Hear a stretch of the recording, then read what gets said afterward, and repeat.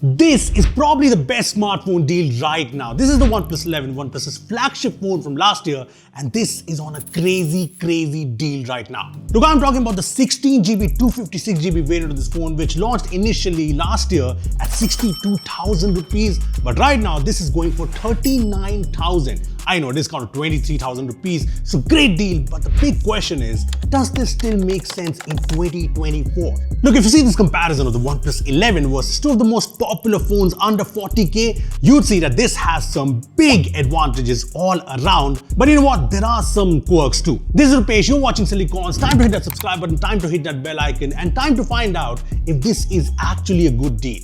You know what, let's divide this into two sections. What's good about this phone and what's not so good. Okay, so starting off, since this was OnePlus's flagship phone back in 2023, you can kind of see that in how good this looks. I mean, considering even the current flagship has the same design language, I'd say this is still the best design you'll get from OnePlus. It's got a glass back, which is glossy on this green variant, matte on the black one. It's got a metal frame with the iconic alert slider, the big camera model with the Hasselblad branding, and while this is fairly sleek at 8.5mm, this isn't the most lightweight phone at 2.5 grams, although the weight is well distributed and I wouldn't call this heavy or bulky. Just one thing to note, this has Gorilla Glass 5 on the back, but this back is known to be prone to breaking, so if I were you, I would put on a case. Anyway, the front is premium too. You get a curved screen, not everyone's preference these days, but then again, even the current flagship has that too, and I haven't faced any accidental touches on this curved screen. The specs of the display are flagship grade 2 QHD plus resolution, not seen under 40k. There's 3rd gen LTPO, Dolby Vision HDR, and the display looks crisp. The LTPO works well, everything's smooth, especially with Oxygen OS animations, which many people have a thing for, and videos look great on the screen. Now do know that HDR is there in YouTube, but not in Netflix. In terms of features, the fingerprint scanner is fast, the stereo speakers are loud enough and sound very clean, very important.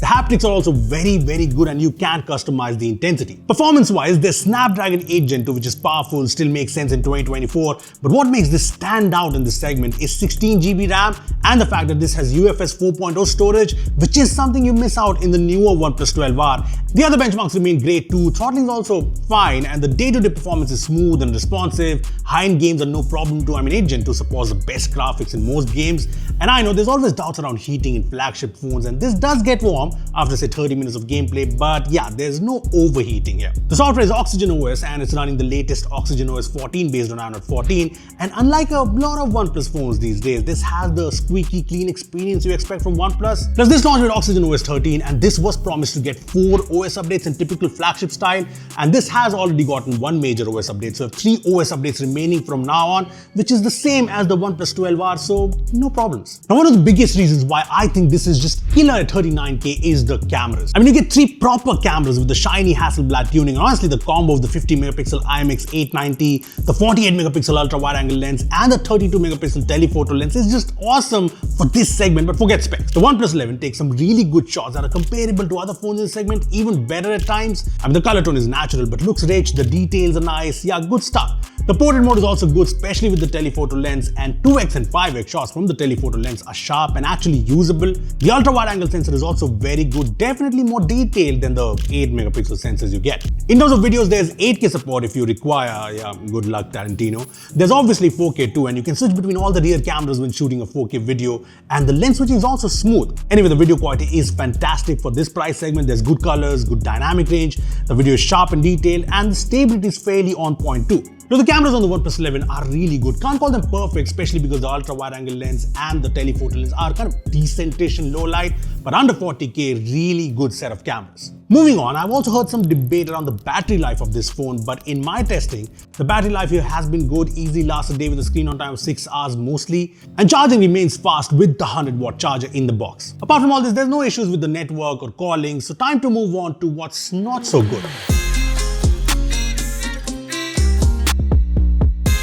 Okay, so you're probably here because you, like me, think this is a great deal at 39k, but you also want to know what's the catch, what am I compromising on?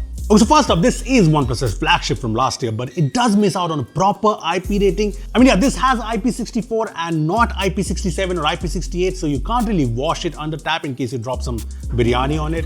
There's also no wireless charging here. I know, not a big deal at this price, but just something to note. The screen is also not the brightest compared to, say, the 12R. I mean, it's usable outdoors, but yeah, this does not win the nits race. Another thing is the fact that while this does take good selfies from the 60MP camera on the front, video-wise, it's still limited to 1080p 1080p. I mean, not cool in 2024. Lastly, the bezels are slightly thicker when compared to say the 12R. But the question is, are these really big deal breakers? I mean, the OnePlus 11, the 16GB, 256GB variant at 39K is just a killer smartphone deal. There's really no doubts if you ask my opinion. I mean, under 40K, this just gets everything pretty much spot on. I mean, still the latest OnePlus design, flagship grade display, really good camera setup, great performance, it just makes sense. Look, I know if you go above 40K, there are some other smartphone deals like the Galaxy S23, but that's the 128GB variant. There's no charger in the box, I have doubts around battery life, and it is a compact phone while some people just like bigger phones. Look, I think this is a deal where Amazon is just clearing out the stocks of the OnePlus 11 because I asked around offline and no one has this phone. So if you want to grab this deal, do it quickly. The link is in the description down below. And if you still have any more questions on the OnePlus 11, comment down below and I'll answer them. Thanks for watching. Do subscribe. Thanks for watching.